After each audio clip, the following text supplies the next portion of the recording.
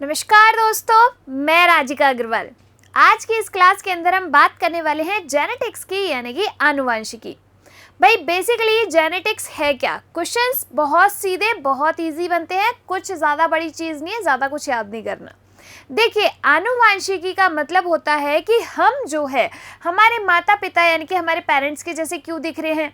कुछ कैरेक्टर्स होते हैं ना, जैसे आँखों का रंग हो गया, बालों का रंग हो गया, ये जो है हमारे मम्मी पापा से मैच करते हैं। और ऐसा क्यों होता है? जिस विज्ञान की जिस शाखा के अंदर, जिस ब्रांच के अंदर हम इन चीज़ों की स्टडी करते हैं, उसे ही कहा जाता है जेनेटिक्स, यानी कि आपके आनुवंशिकी। एग्जाम का सबसे पहला क्वेश्चन, आनुवंशिकी के जनक यानी कि फादर ऑफ जेनेटिक्स कौन है? तो सबसे पहले आपको ये पता होना चाहिए कि फादर ऑफ जेनेटिक्स कौन है। आपके ग्रेगर जॉन मेंडल साहब हैं।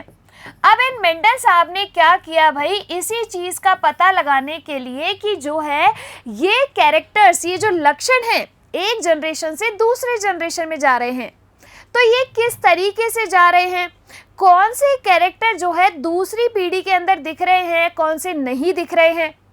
अब इन्हीं सब का पता लगाने के लिए कि एक हाथी का बच्चा जो है एक हाथी के बच्चे को ही जन्म क्यों दे रहा है, बिल्ली के बच्चे को जन्म क्यों नहीं दे रहा, तो इन्हीं सब का पता लगाने के लिए विज्ञान की एक शाखा है जिसका नाम है आनुवंशिकी, और उसके पिता है ग्रेगर जॉन मेंडल साहब।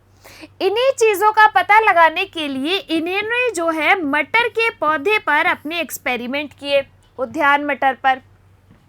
ये जो मटर का पौधा होता है, इसका नाम होता है साइंटिफिक पाइसम सेटाइवम। एग्जाम के पॉइंट ऑफ व्यू से आपका जो है अच्छा क्वेश्चन बनता है कि पाइसम सेटाइवम क्या है, तो जिस पर आपके जो है मेंडल साहब ने अपने एक्सपेरिमेंट किए।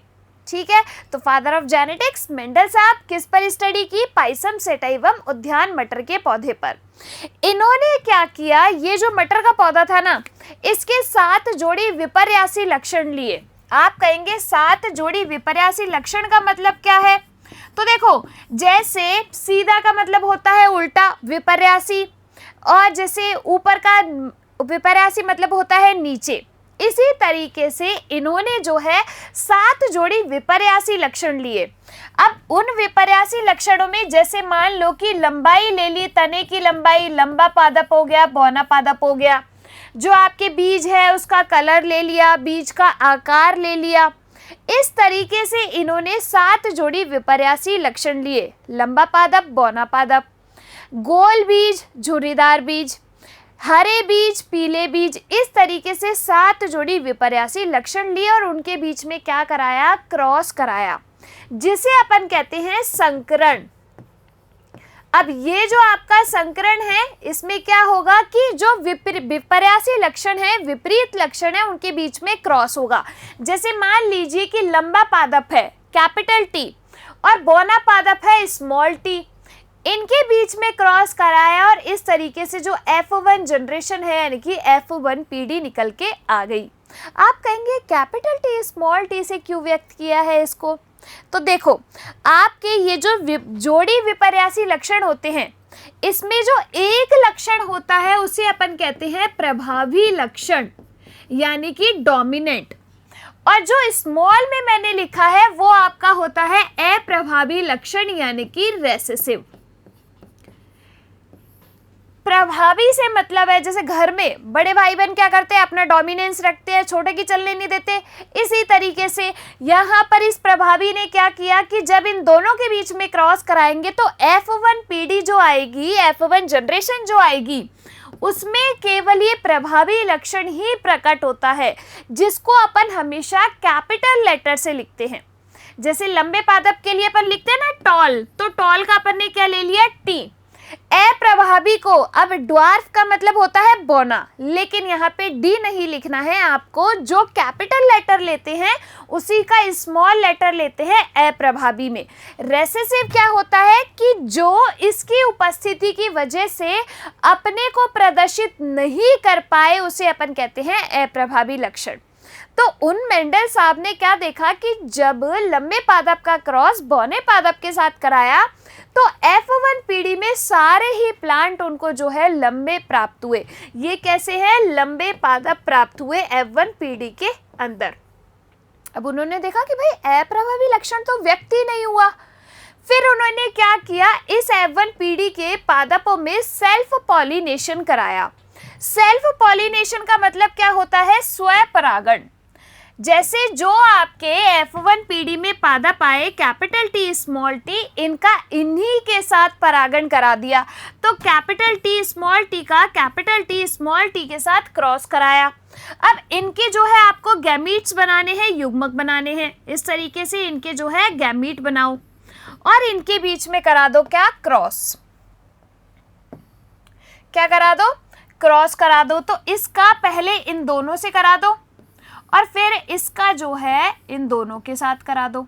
ठीक है, तो आपको क्या मिलेगा कि F2 पीढ़ी के अंदर capital T capital T, capital T small T, capital T small T और कैपिटल स्मॉल टी, इस तरीके से आपको जो है F2 जनरेशन यानी कि F2 पीढ़ी प्राप्त हो गई।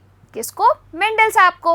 तो इन्होंने इससे क्या निष्कर्ष निकाला कि जब F1 पीढ़ी के पादपों का सेल्फ पॉलिनेशन कराया गया तो F2 पीढ़ी के अंदर अप्रभावी लक्षण भी जो है व्यक्त हो गया। क्यों, क्योंकि यहाँ पर ये गैमीट्स अलग अलग हुए, युग्मक अलग अलग हुए और इन्होंने अलग अलग हो के खुद की अभिव्यक्ति कर ली F2 जनरेशन के अंदर। कुछ इस तरीके के एक्सपेरिमेंट किए किसने, मेंडल साहब ने मटर के पौधे पर। अब आपके दिमाग में एक चीज आती होगी कि मेंडल साहब ने मटर का पौधा ही क्यों चुना, वो और कोई प्लांट भी तो ले सकते थे, लेकिन उन्होंने मटर का पौधा ही क्यों चुना। तो देखो ये जो है मटर का पौधा वो कैसा होता है, 1 वर्षीय पौधा है। मतलब कि एक ही साल में हम इसकी न्यू जनरेशन जो है वो प्राप्त कर सकते हैं। हमारे अंदर क्या होता है भाई, सालों में नई जनरेशन आती है, लेकिन इस मटर के पौधे में 1 वर्षीय पौधा है, 1 साल के अंदर न्यू जनरेशन मिल जाती है। साथ के साथ ये पौधा जो है वो छोटा होता है तो उसको उगाना आसान होता है। इसमें स्वपरागण भी पाया जाता है, सेल्फ पॉलिनेशन हो सकता है, इसीलिए इन्होंने जो है इस मटर के पौधे को चुना। ठीक है, चलिए देखते हैं अपन एक बार। आनुवांशिकता यानी कि हेरेडिटी, लक्षणों का एक पीढ़ी से दूसरी पीढ़ी में जाना क्या कहलाता है, हेरेडिटी कहलाता है। अब जैसे बच्चे हैं, बच्चे का विकास कहाँ होता है, जो मदर है उसके पेट में होता है। अब ये पेट में है, इसका विकास हो रहा है, तो ये जो कैरेक्टर है इसको पापा से और मम्मी से मिलेंगे तभी तो कुछ जो लक्षण है उसमें अपने मम्मी पापा जैसे दिखेंगे। अपन कहते हैं ना कि तेरी तो आंखें तेरी मम्मी जैसी है, तेरे होठ जो है तेरे पापा जैसे है। तो इन लक्षणों का ट्रांसफर एक जनरेशन से दूसरे जनरेशन में यही क्या कहलाता है, हेरेडिटी यानी कि आनुवंशिकता कहलाता है।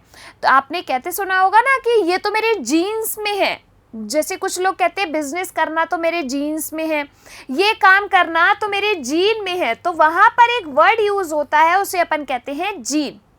अब ये जीन क्या होता है, तो इस आनुवंशिकता की जो इकाई है ना वो क्या है, जीन है। आनुवंशिकता की इकाई क्या है, जीन, जो कि क्या करेगी, इन कैरेक्टर्स को एक जनरेशन से दूसरे जनरेशन में लेकर जाएगी। ये जो आपके जीन होते हैं हमेशा जोड़े के रूप में, पेयर के रूप में प्रेजेंट होते हैं। फॉर एग्जाम्पल लंबे पादप के लिए जो है मैंने जीन लिख दिया कैपिटल टी, तो ये हमेशा ही कैसे, इस तरीके से जोड़े के रूप में ये जीन जो है वो व्यक्त किए जाते हैं। बौने पादप के लिए मैंने क्या लिख दिया, स्मॉल टी, तो ये जीन क्या, जोड़े के रूप में प्रेजेंट है। इनको एक तरीके से जेनेटिक कोड के रूप में अपन ने लिख दिया, इस तरीके से लिख दिया। ठीक है, आ गई बात समझ में। तो ये क्या है आपका जीन।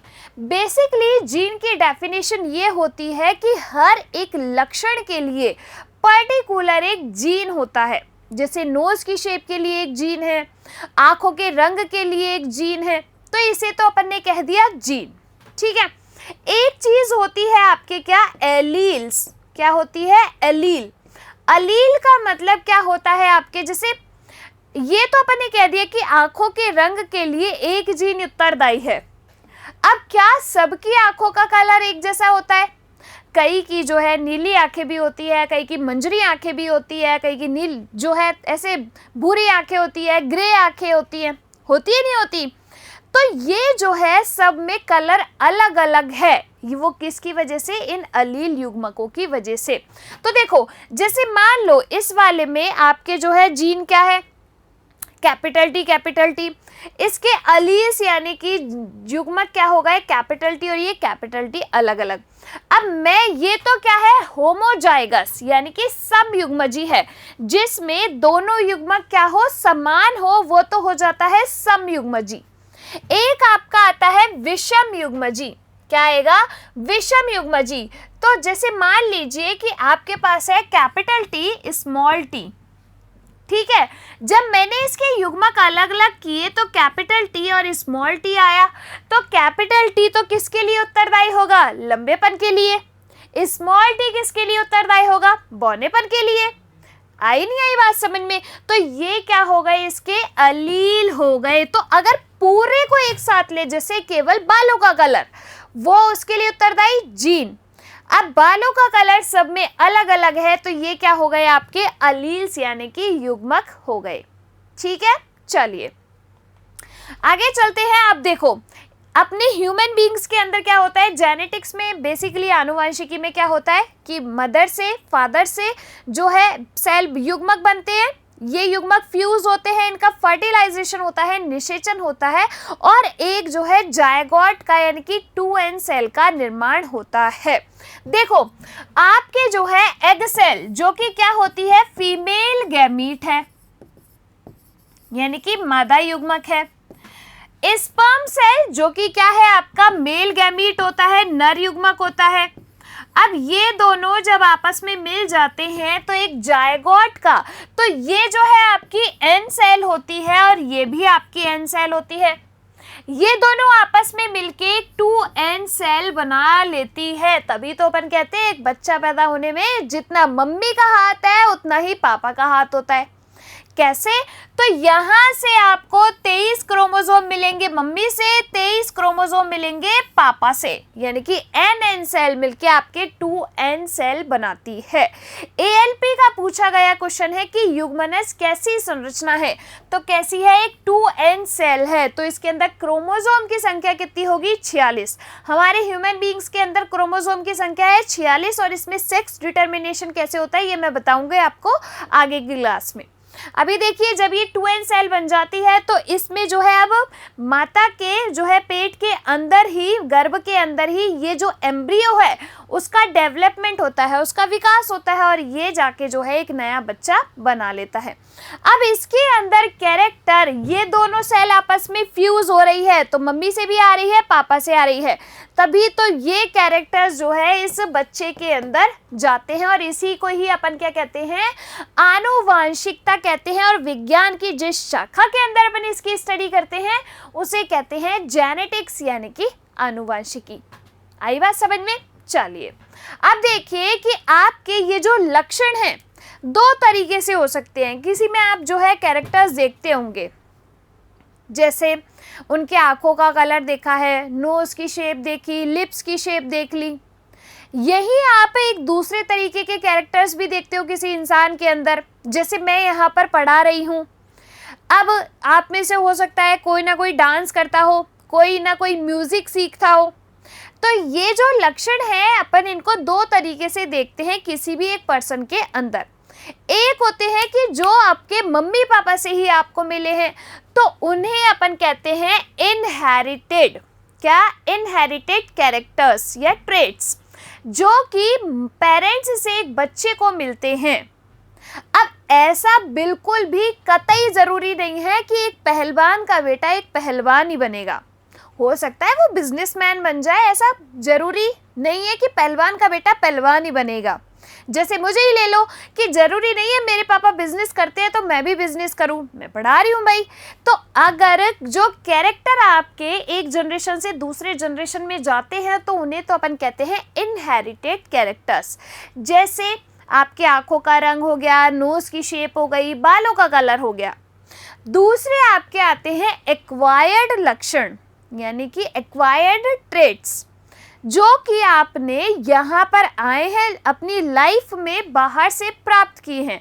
म्यूजिक सीखा है, डांस सीखा है, साइकिल चलाना सीखी है, तो ये तो आपने एक्वायर किए हैं, तो इनको अपन कहते हैं एक्वायर्ड ट्रेट्स, जो कि जीवन काल में विकसित होते हैं, जैसे म्यूजिक सीखना, डांस करना, ये सारे।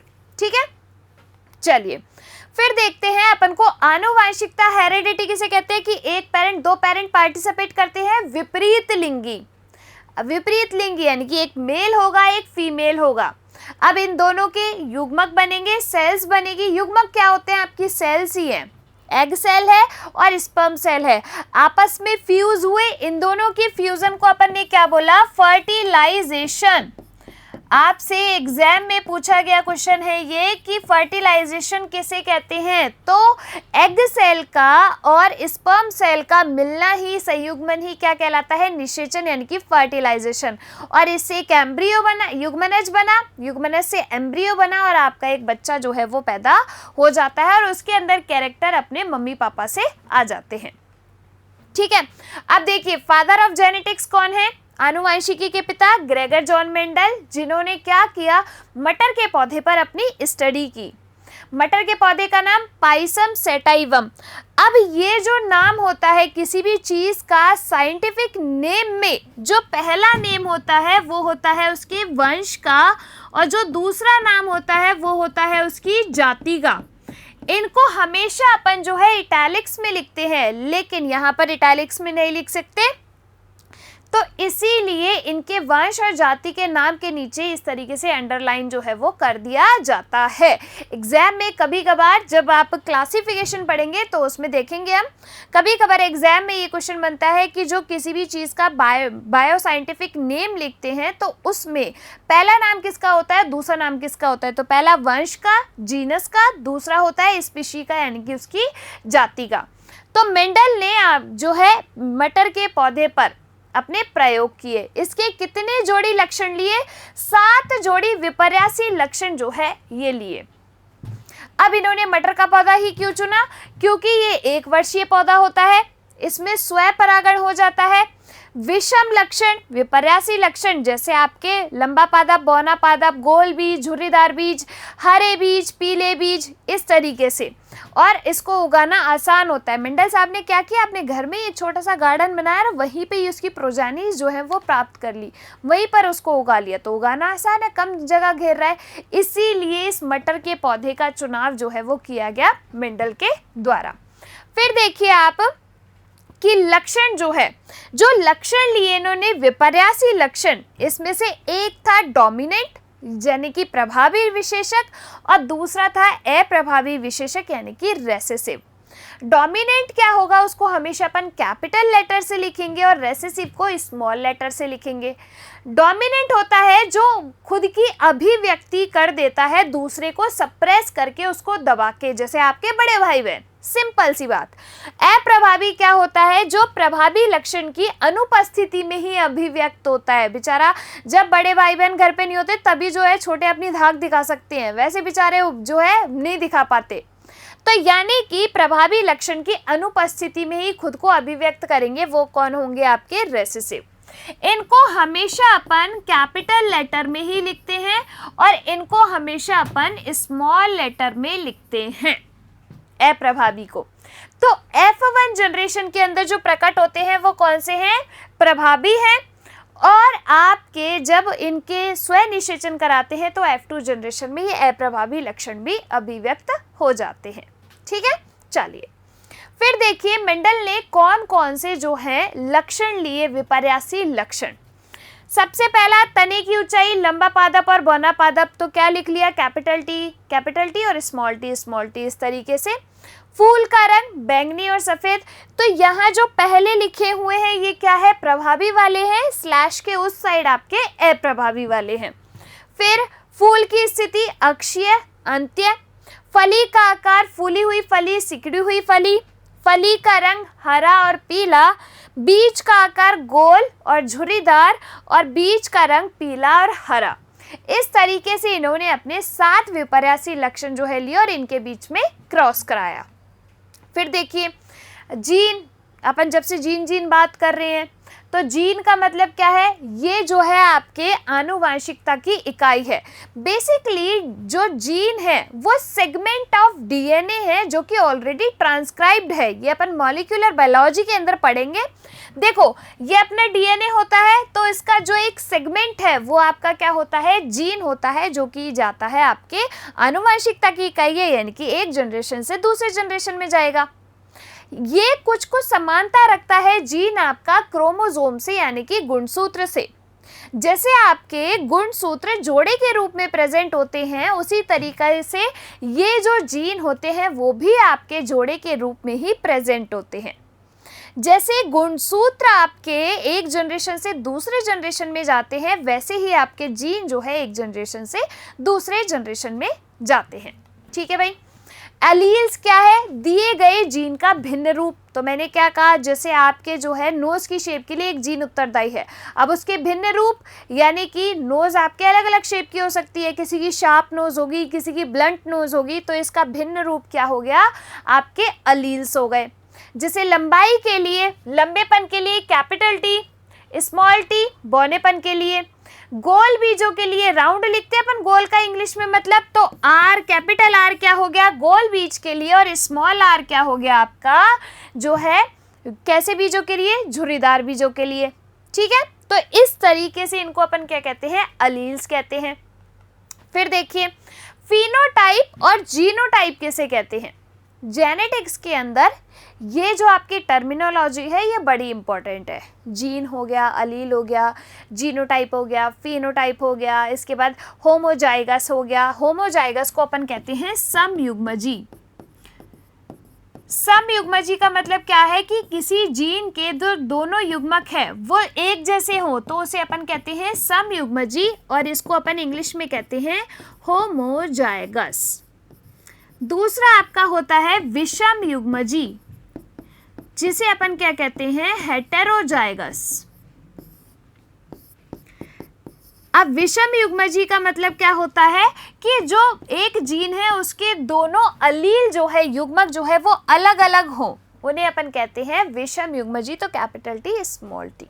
ठीक है, अब देखिए फिनोटाइप यानी कि लक्षण प्रारूप, जिन लक्षणों को हम अपनी आंखों से देख सके।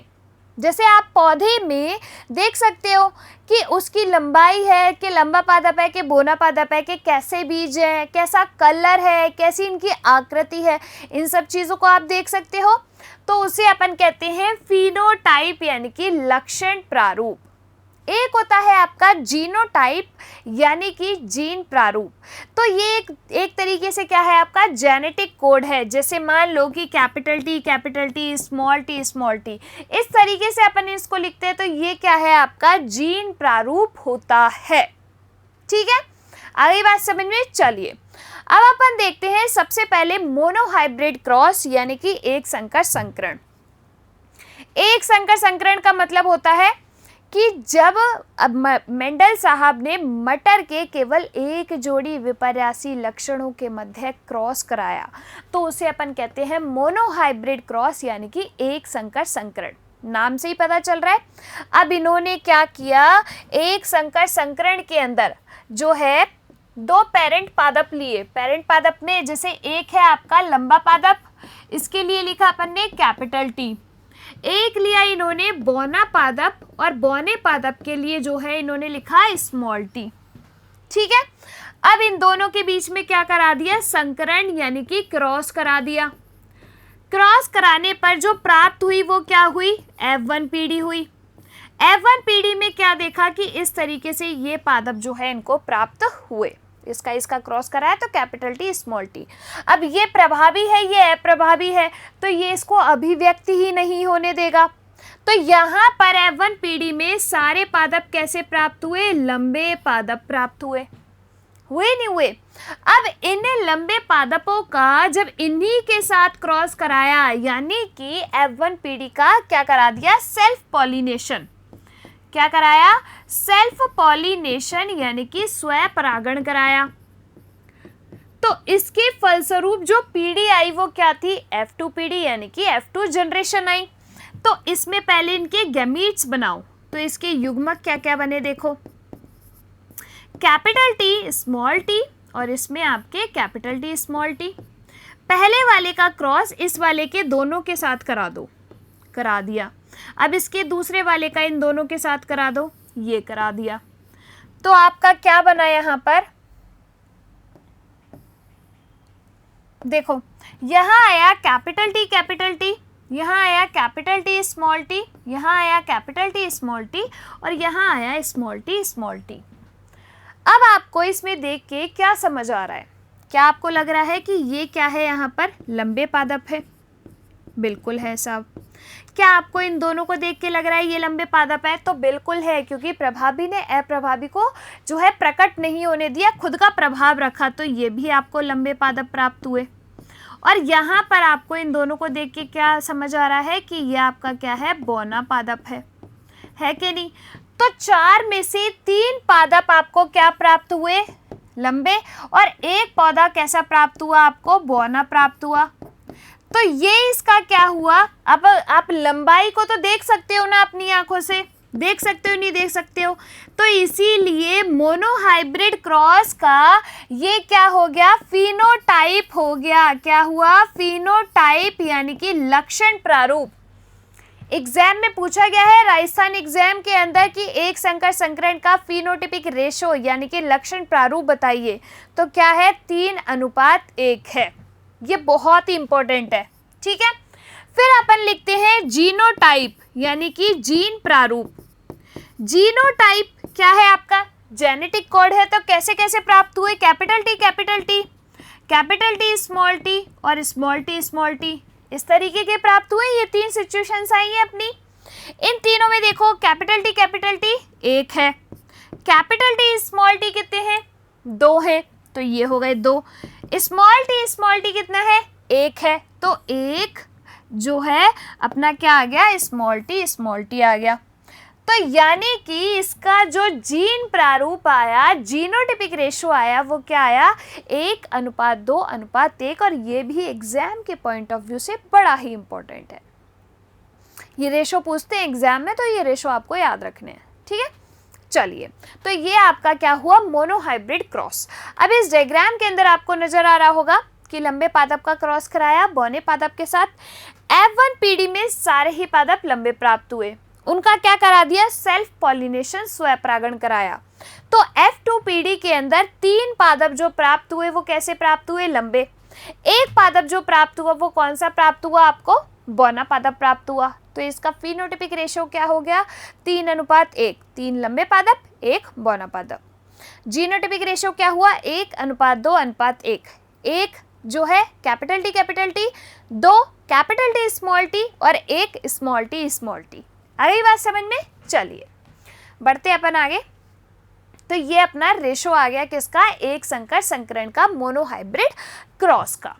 अब अपन चलते हैं आगे। इसी के आधार पर मेंडल ने जो है अपने 2 नियम दिए। मेंडल ने दिए 3 नियम, कौन कौन से, पहला है प्रभाविता का नियम, दूसरा है आपका पृथक्करण का नियम, या फिर अपन इसको इंग्लिश में कहते हैं लॉ ऑफ सेग्रीगेशन, थर्ड है आपका स्वतंत्र अपव्यूहन का नियम। लेकिन यहाँ पर इस मोनोहाइब्रिड क्रॉस के आधार पर 2 नियम दिए।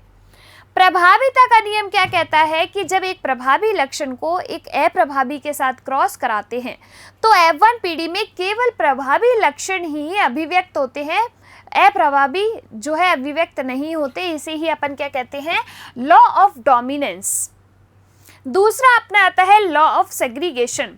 तो जब F1 पीढ़ी में सेल्फ पॉलिनेशन कराते हैं तो इसके युग्मक अलग अलग हो जाते हैं, और युग्मक अलग होने की वजह से ही F2 पीढ़ी के अंदर जो अप्रभावी लक्षण है वो भी अभिव्यक्त होता है, चाहे वो आपके 25% हुआ है, क्योंकि 75% तो आपके लंबे पादप थे ना, कैपिटल टी और कैपिटल टी स्मॉल टी वाले लंबे पादप थे, बाकी 25% आपके स्मॉल टी थी।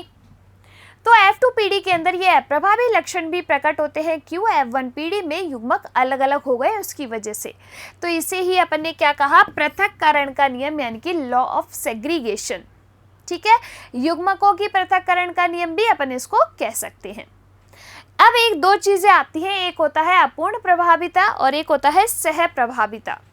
अपूर्ण प्रभाविता को अपन कहते हैं इनकम्प्लीट डोमिनेंस। जिसमें आपके F1PD के अंदर जो प्रभावी लक्षण है पूर्ण तरीके से अप्रभावी लक्षण को दबा नहीं पाता, तो इनकम्प्लीट डोमिनेंस कहलाती है। जैसे एक स्नैपड्रैगन क्या है, एक प्लांट है, उसका जब रेड फ्लावर्स का क्रॉस कराते हैं वाइट फ्लावर्स के साथ, तो क्या हुआ, F1PD के अंदर पिंक कलर के पौधे जो है प्राप्त हुए। ये कैसे थे, पिंक यानी कि गुलाबी कलर के पौधे जो है प्राप्त हुए। तो ये जो है रेड कलर इस पूरी तरीके से वाइट कलर को दबा नहीं पाया, इसीलिए एक थर्ड कलर निकल के आ गया, पिंक कलर। तो इसे अपन कहते हैं अपूर्ण प्रभाविता यानी कि लॉ ऑफ, ये आपका क्या हो गया, इनकम्प्लीट डोमिनेंस। फिर आपका आता है को डोमिनेंस यानी कि सह प्रभाविता। इसको अपन जो है समझ सकते हैं ABO ब्लड ग्रुप से। तो इसमें जब साथ साथ प्रकट हो जाएं लक्षण, तो उसे अपन कहते हैं सह प्रभाविता, को डोमिनेंस। ठीक है, क्वेश्चन इन दोनों से ज़्यादा बनते हैं और एक आपके स्वतंत्र अवयवों के नियम से। ठीक है, जो आपके द्विसंकर संकरण के आधार पर दिया गया है।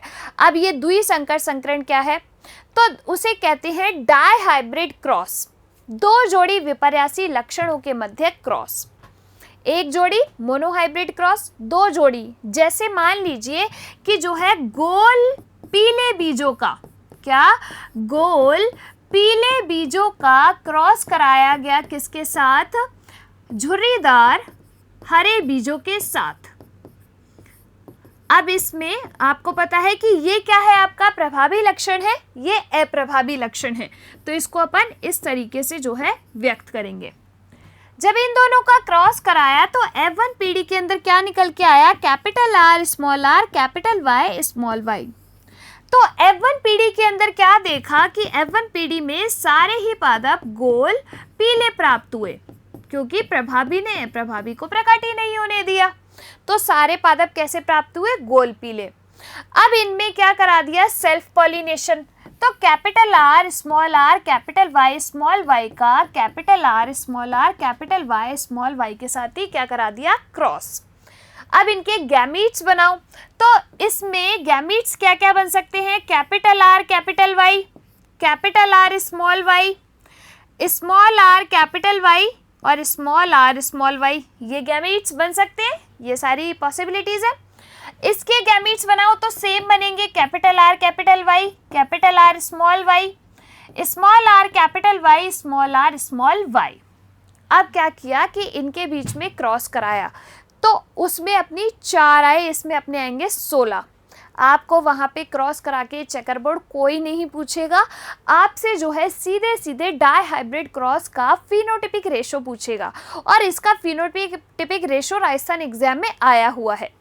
तो जब अपन इसको क्रॉस कराते हैं, देखो क्रॉस कैसे कराएंगे, इस वाले को पहले इन चारों के साथ क्रॉस करा दो, तो capital R capital R capital Y capital Y इस तरीके से आएगा। इसका इसके साथ करा दो, capital R capital Y small y। इस तरीके से जब अपन क्रॉस कराते हैं तो चेकर बोर्ड जो है अपना आता है। देखो क्या हुआ, राउंड येलो गोल पीले बीजों का क्रॉस कराया झुर्रीदार हरे बीजों के साथ। फिर आपके जो है F1PD में सारे पादप कैसे प्राप्त हुए, गोल पीले, capital R small r capital Y small y।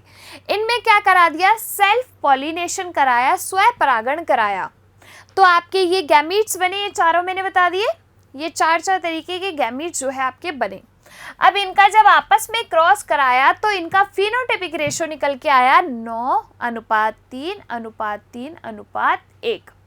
क्या आया, 9:3:3:1 निकल के आया।